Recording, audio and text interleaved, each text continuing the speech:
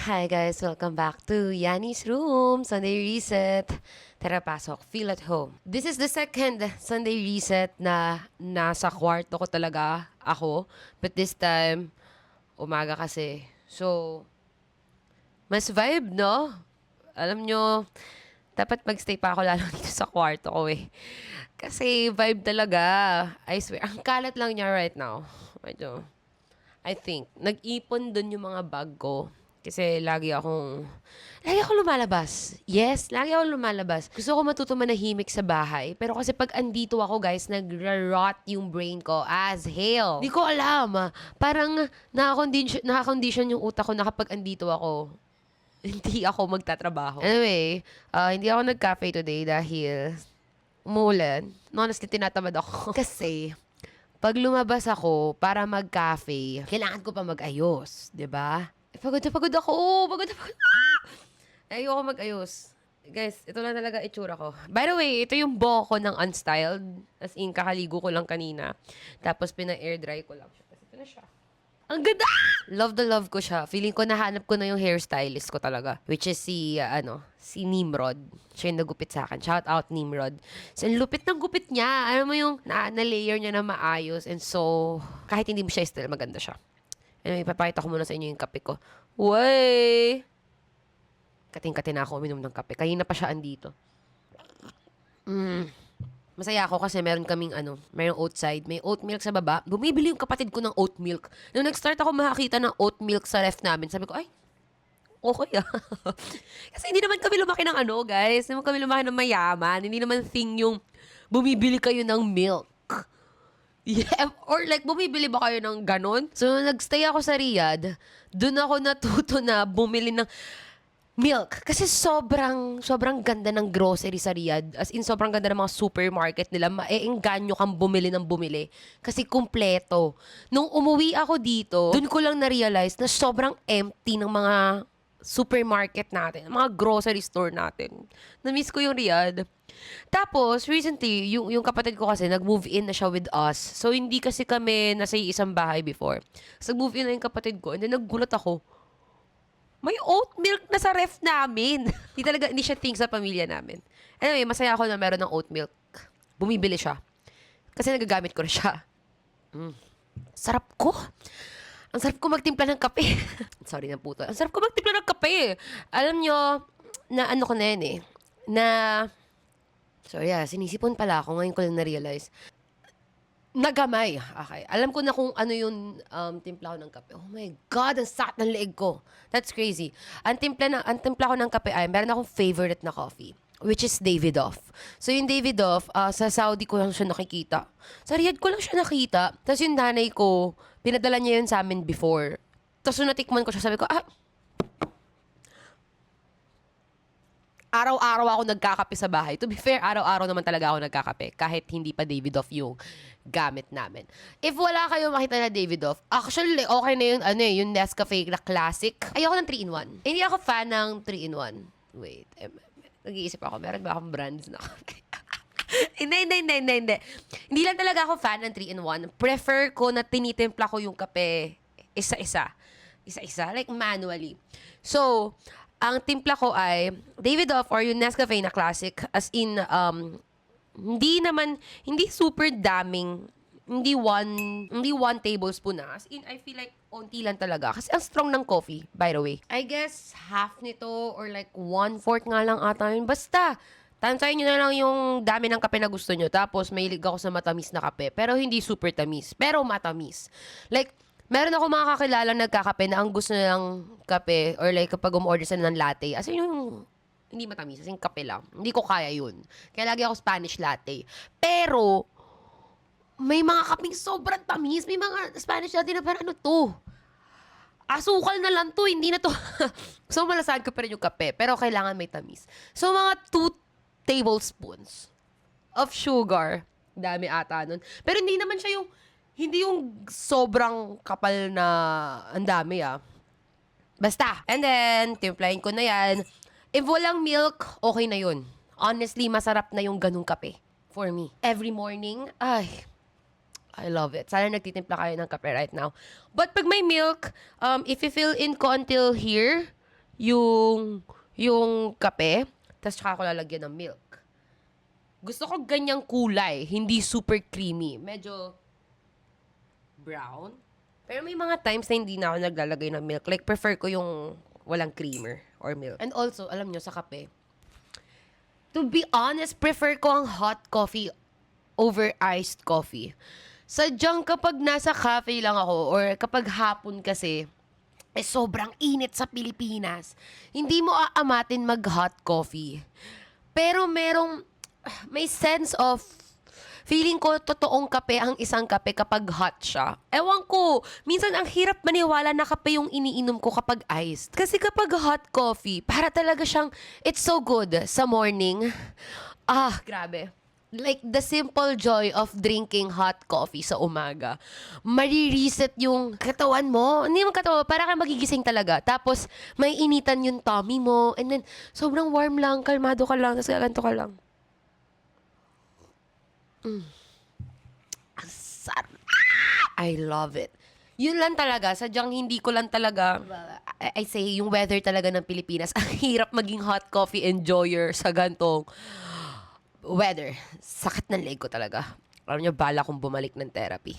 Pero kukuha muna ako ng HMO bago ako bumalik ng therapy. Yun naman ang mga update sa buhay ko. Okay. Walang Sunday reset last week kasi super busy talaga. As fuck, super busy talaga. And then now, super busy ko nga rin actually this week. Puro ako work. Like last week, hindi ako nakakalabas kasi lagi ako nagtatrabaho. And then this week, medyo ganun din. Ang dami kasi nangyayari. May magkakaroon ng gathering. Ano gathering? May block screening ako na inorganize for roommates para sa Status Rejected. Yung official entry sa Cinemalaya ni Direk Van Pascual. Na part ako. So, bida dito sila Tita Ruby Ruiz and si Ate Alex. Huwag ko daw siyang atiin. O si Alessandra De Rossi. And me at si Tita Beverly Salvejo. So, panoorin nyo if hindi kayo makakasama sa block screening. But open na yon. Pinost ko na yun sa Yanni's Roommates. May block screening tayo for 350 pesos sa Glorieta, 5:30 p.m., August 8. So, mag-sign up na kayo habang bukas pa siya. Kinakabahan ako though, yun nga yung sabihin ko eh. Na after ko i-organize yung block screening, dun ko lang na-realize na sabi ko, shucks, sabay-sabay namin papanoorin yung film na hindi ko pa napapanood, by the way. Hindi ko alam kung anong performance ko dun. Sorry, performance anxiety. Coming through. So, naalala ko, nabi ko, sabay-sabay namin papanoorin. Tapos kasama ko pamilya ko. Kasi, syempre, in-invite ko din sa block screening yung family ko, pati friends ko manonood. Sayang wala si Maloy kasi nasa ibang bansa si Maloy. Pero, I mean, andun yung friends mo. Tapos, sa isip ko pa, parang sabay-sabay namin i-judge yung or sabay-sabay nila akong i-judge. That's so scary. But other than that, excited ako to watch yung film with you guys. So, sana makapunta kayo sa block screening. August 8, 5:30 p.m. sa Glorieta. Sobrang thankful ko. So, ang dami nangyayari. Itong Cinemalaya and then sa Hamu. Oh, nag-work ako with Hamu. For the recent collection. Collaboration with Cinema Sun. Wala lang, baka gusto niyo bumili ng Hamu. Love ko yung Hamu. Local brand siya. Tas sobrang, even yung Cinema Sun though wala pa kasi ako nabibili from Cinema Sun. Doon nakikita ako yung products nila sa purveyor. Yung Hamu, napag bumili ako ng bag na Hamu, papakita ko sa inyo. Para mag-gets, guys, meron ako shorts Baka isipin nyo nakahubad ako So, ito yung bag na nabili ko sa Hamu. Sobrang cute niya kasi pwede nyo siyang i-dismantle. Tapos pag dinismantle nyo siya, ayoko lang siya i-dismantle kasi tinatamad akong ayusin siya ulit. Pero pag dinismantle nyo siya, para siya malaking, bilog na banig. So, pwede mo siyang higaan, upuan, whatever you wanna do. Tapos, pwede mo siya baliktarin. Ito yung ito yung isang design. And ito yung other. Very, very, ikaw ang bahala. Ayan tali lang siya Kapag tinanggal mo yung tali na yan, malaking bilog siya na parang lampin. Super, niya, like, nakakapaglagay ako dyan ng laptop kasi kaya niya. Tapos yung size na yan, small, kasi merong iba-ibang size. Anyway, ang gusto ko lang naman sabihin, amats ko yung Hamu. Pag nakita nyo kasi yung products nila, magigets sila para, yan ni Hatisu yan, yung very maximalist, tapos flowers. Ako yun eh. Bading yun, like, kikay ba? Gusto ko talaga eh. Anyway, yun lang. Dami nangyayari. Super thankful ako for that. Pag-usapan natin ang nangyayari sa paligid natin. Ang dami nangyayari sa Pilipinas right now. Dahil wala ako last week, ngayon natin siya bubuklatin. Pero bago ang lahat, iinom muna ako ng kape. Sobrang dami. Hindi ko alam kung anong... Pero ang gusto kong pag-usapan mainly for this episode is Pax Silica. Wait, may notes ako eh. Lalabas ko lang yung notes ko. Ayan.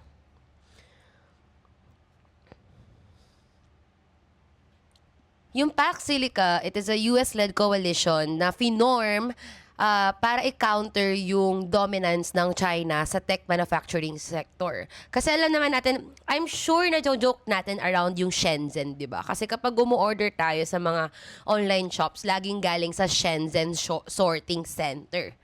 Always. Because ngayon ko lang nalaman na ang Shenzhen pala, powerful siya na city sa China kasi natila siyang farmland and then tinurn siya ng China into powerful na manufacturing na place or city. As in, yung mga tech supplies, everything, batteries, lahat doon ang gagaling na nagagamit for creation of, ng cars, engines, weapons, lahat.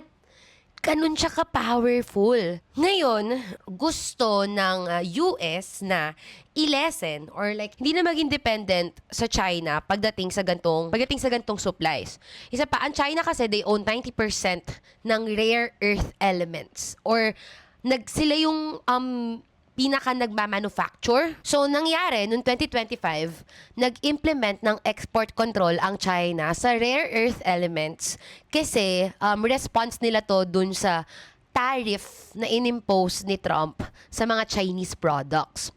So, yung happening na yun, para naging sign siya for US na, ay, gato kalakas ng China. Like, nagkaroon ng export control dun sa rare earth elements na yun, apektado yung ekonomiya ng US. Kasi, yung rare earth elements na yun yung ginagamit ng mga companies like Apple, Tesla, even sa mga military needs ng US. Dun sila nakaasa sa supply ng China.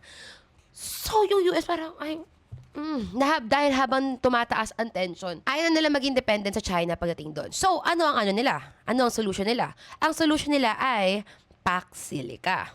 So, ang Pax Silica, 13 countries, if I'm not mistaken, yung nasa coalition na to. Sama ang South Korea, Japan, Singapore, India. Yun yung ilan sa mga nabasa ko. 4,000 acre. Hoy, yawa. Paano basahin ng acre? 4,000 acre siya na industrial and AI hub na binabalak itayo sa New Clark City. So, yung 4,000 acre, that's almost 444 na Philippine Arena. Okay, bakit natin dapat i-oppose ang Pax Silica? Una, hindi tayo ang mainly makikinabang dito. Basically, para tayong ginagatasan for our natural resources. So, yung environment natin, yung lupa natin, yung magsasuffer sa kung ano man yung makukuha from us ng Pax Silica. Ginagatasan tayo, pero hindi tayo mainly ang makikinabang dyan. US. Alam nyo ba na nag-attempt pa ang US na mag-ask for immunity para sa mga personnel nila na mag-work within the Pax Silica, immunity from our law. Kasi pinopropose sila na mag-ooperate ang Pax Silica under the US law, hindi sa Philippine law. Nasa lupa namin kayo. Pero ayaw nyo na controlled kayo ng law namin. Hindi pumayag yung BCDA. Pero yung fact na tinanong yon ng US says a lot. Hindi to para sa atin. Para to sa kanila. Sinasabi pa ng government, magbibigay to ng job opportunities, etc. Meron akong babasahin galing sa isang post na nakita ko that best explains this. The government and its partners are selling Pax Silica partly on the promise of jobs, particularly tech jobs, AI infrastructure, semiconductor manufacturing, engineering roles. And yes, on the surface, that sounds exactly like what a country trying to move beyond BPO and call center work needs. But what kind of jobs are this, really? And who are they likely to go to? The highest value roles in a semiconductor and AI supply chain, chip design, systems architecture, and research and development typically require deep pools of expertise, mature research ecosystems, and years of accumulated industrial experience. the Philippines is still developing that capacity at scale. Many of those roles are likely to remain beyond the reach of the domestic workforce in the near term unless the project is accompanied by deliberate technology transfer and domestic R&D policies are implemented. What gets generated locally, realistically, is construction during the build phase, facility operations, logistics, lower-level manufacturing work, and some technical support roles. These are jobs, yes, they are not nothing, but they are not the same as the technology economy being promised in the initiative. Basically, ang pinapromise kasi na job na parang, hey, may job opportunities to, may chance na tayo na mag-participate dito sa isang malaking technological industry, ganyan. Pero, realistically speaking, hindi naman siya mapupunta sa mga ordinaryong Pilipino. Ang mga trabaho na mapupunta sa mga ordinaryong Pilipino ay construction, maintenance siguro ng facility, and also, isa pa, grabe yung magiging environmental cost ng Pax Silica. Nakikita nyo ba yung mga posts or nakikita nyo yung mga articles about gaano kalaking energy yung kinukuha ng isang AI data center?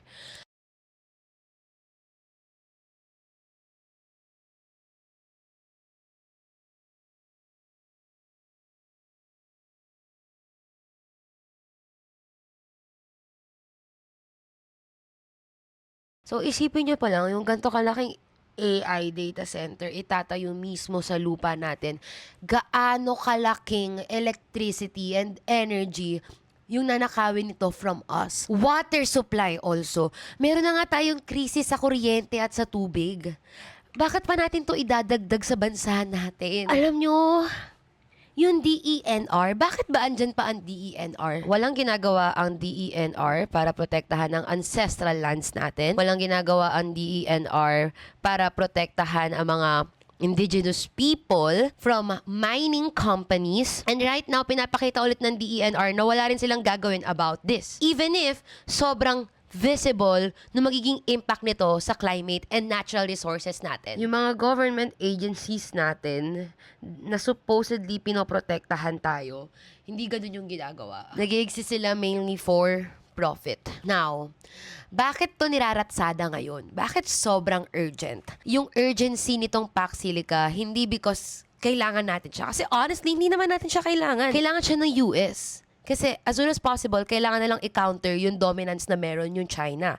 So, naiipit tayo. Basically, para tayong pawn. Pawn lang tayo sa lahat ng kaguluhan na to. And second, because tuta si BBM ng USA. Nasabi ko to sa isang TikTok live na, wow, grabe talaga ang mga Marcos. As in, binenta na lang talaga ang Pilipinas sa USA. Crazy. Nung time ni Ferdinand Marcos Sr., yung tatay, doon nag-start yung pag-export natin ng labor through OFWs.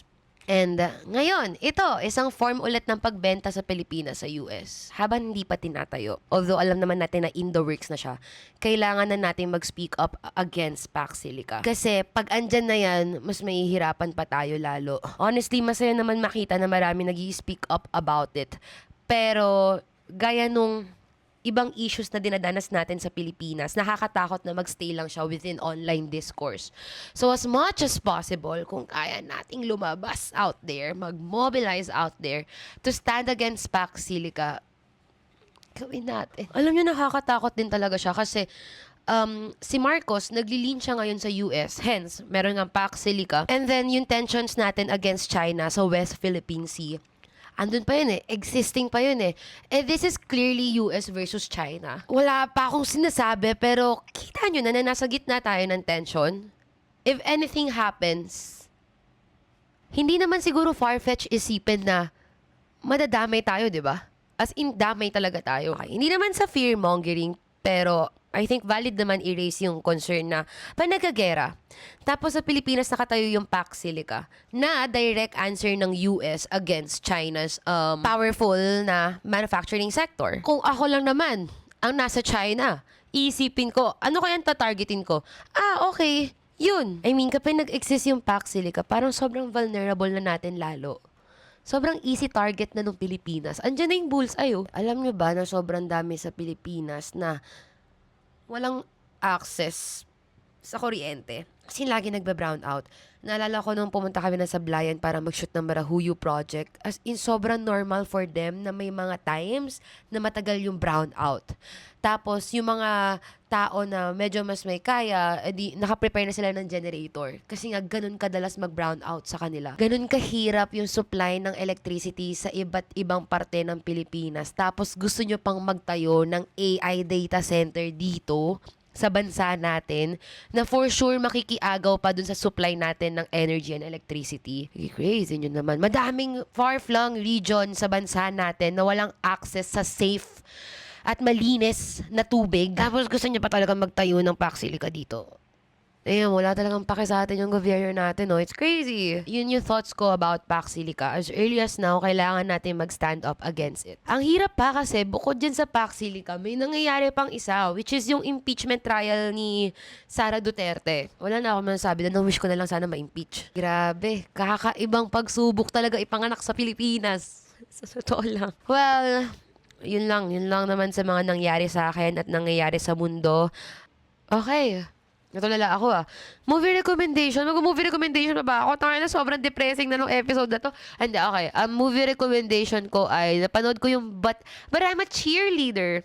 Ang layo nun sa topic ko kanina, no? So yung But I'm a Cheerleader. It's my gay Barbie. Okay? Panoorin nyo, available siya sa YouTube. Basically, isang cheerleader na pinasok siya sa isang conversion camp ng parents niya kasi nagsususpect sila na lesbian siya. Parang mas nauna pang nalaman ng mga tao sa paligid niya kaysa sa kanya. Super fun. Nandun si RuPaul. Tapos, ang kulay niya. I love it. Para talaga siyang Barbie. Wala, bading eh. O, tingnan nyo, sobrang dami talaga nangyayari sa mundo. Kasi hindi ko pa na topic dito si Junebug, ha? Nakita nyo ba yung post about kay Junebug? Galing siya dun sa Wonderful Beautiful podcast ni Angel. Hi, Miss Angel. So, if hindi nyo pa nakikita yun, search nyo na lang. Hindi ko na kaya i-topic. Medyo mahaba na itong episode na to. For next week, balikan natin si Junebug. If nagstay pa sa inyo yung story na yon. Pero yun lang, ang mantra natin for this week ay tantanan nyo na ang AI. Pang ilang episode ko na tong sinasabi ko na tantanan nyo na yung AI na yan. Wala nang tubig at kuryente sa ibang lugar sa Pilipinas. Nag-AI pa rin kayo. Tigilan nyo na! Hindi ko alam if nakita nyo sa Twitter or online yung post na kapag nawala ang mga tao sa Earth, magpa-flourish ang Earth. As in, babalik dun sa balance and serenity. Like, pag yung mga hayop na lang yung natitira dito, naniniwala ako dun, sa totoo lang. Tangin na kasi nating humans eh. Tangin na ng mga tao kung ano-anong ginagawa eh. Unti-unti mas nagiging dystopian yung everything. Like, lahat ng bagay na kaya mo namang gawin on your own, pinapagawa pa sa AI. Kaya nga may AI, sobrang... Hindi ko alam if nakikita niyo yung mga interview ng owner ng ChatGPT. Si Sam Altman ata yun. Yes. Guys, pag nakita niyo yung mata niya, wala siyang kaluluwa. I swear. Parang ang goal niya talaga is maging commodity ang intelligence. Ibenta ang intelligence to people. Kasi ang daming tao ngayon na ayaw nang mag-isip eh. Kaya sila nag-AI eh. And that is sad. I cannot imagine living a life na nakadepende ako sa AI. Napaisip tuloy ako, gusto ko pa ba mag-anak? Ito ba yung mundo na gusto kong maabutan ng anak ko? Okay, yun lang. See you sa August 8 if sasama kayo sa block screening. Sana sumama kayo.